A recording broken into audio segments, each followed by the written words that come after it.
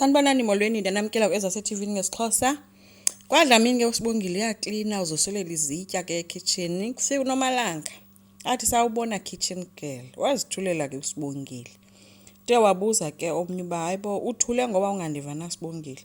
Wathi loo nto unezandla ezintle kodwa shem izandla ezi very good for manual labor.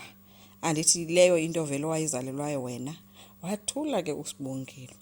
Wabe sesithi ke uSibongile khawutsho mama kho naye wayeyi-domestic worker kulapha aphendule khona ke uSibongile ungathethi ngomama wam kanjalo. Uthi ke ebethi makabuze nje mhlawumbi lufuzo olusisiqalekiso so ucinga mhlawumbi into erana kwifamily yonke le yokuba babe zii-domestic workers.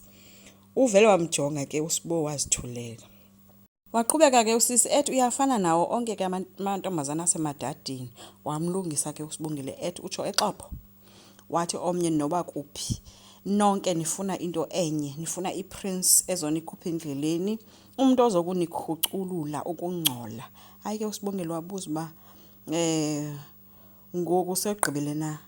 Wathetha ke omnye no andikagqibi kodwa into endiyaziyo wena ugqibile ngeyam indoda. And uba nje ukhe waphinda weva uba wenza zonke izinto bekade ezenza kukwenzo uzomazi. Hayi ke uSibongile usula nje imela yakhe ke uyibhekise phezulu busy neFaiduk isitshethe sakhe. Uphendule ngelithi yazi uyanimangaza ke Nomalanga.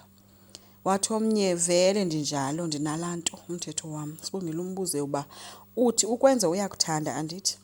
Wathi usisi akekho ongayaziyo leyo. Wabuza ke uSibo uba kunjalo ke uba kunjalo ke siphi ke isidingo sokuhamba ukhonkotha umhlaba wonke usixela ngendoda yakho enehene wathi ukwenza iyandithanda.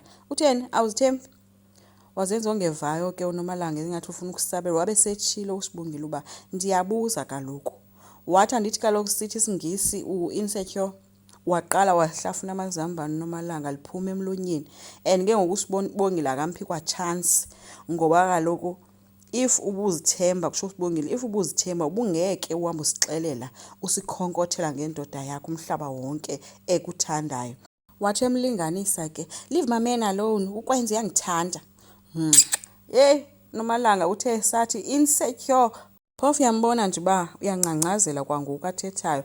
uSibongile wabe semjulela ngeFaiduk so sike uqhubeke kusule ezozitya ngoba kakade so uzoba ngumakoti walapha ekhaya. Khange abhilive ke uNomalanga ejulelwa ngeFaiduk nguSibongile ephuma emshiya eme apho. So uNomalanga ke ubonakala encokola noGcina ke bavakashelene. uGcina uthi uSibongile uyambona une-attitude and umbona nee-walks zakhe uthi udaphote nditsho umlomo. Uthi uNomalanga thank you ngathi ubukhona ekuseni ubone i-attitude andinike yona hayi nami khange ndiyikholelwe. uGcina uthe ke kufuneka simfundise isifundo. Wabuza ke uba yona i-meeting ihambe kanjani.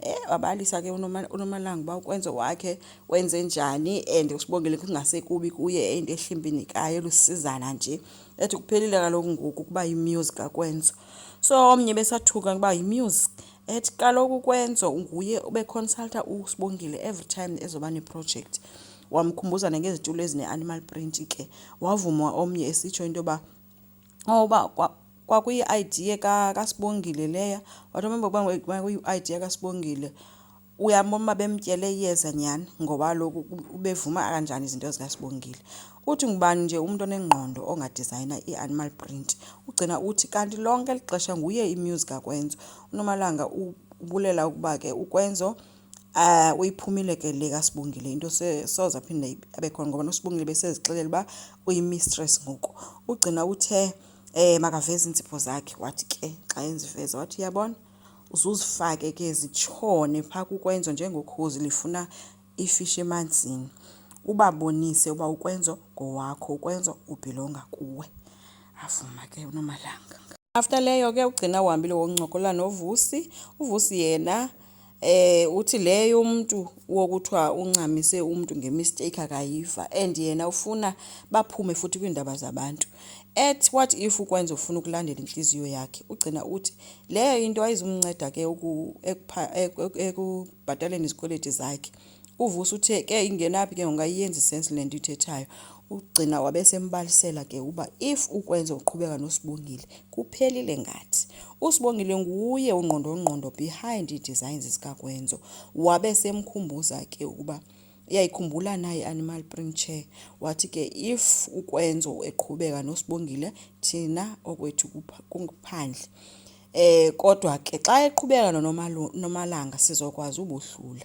Uvusa uthe kufuneka beze necebo ke loba ukwenzo noSibongile bangaze bakwazi ukuqhubeka. Ugcina uthe hayi makayiyekele kuye ke le uzoyilungisa. uDeliwe uKwaDlamini uzosabela awayebizelwe nguPhetheni enento enosibongile phakathi.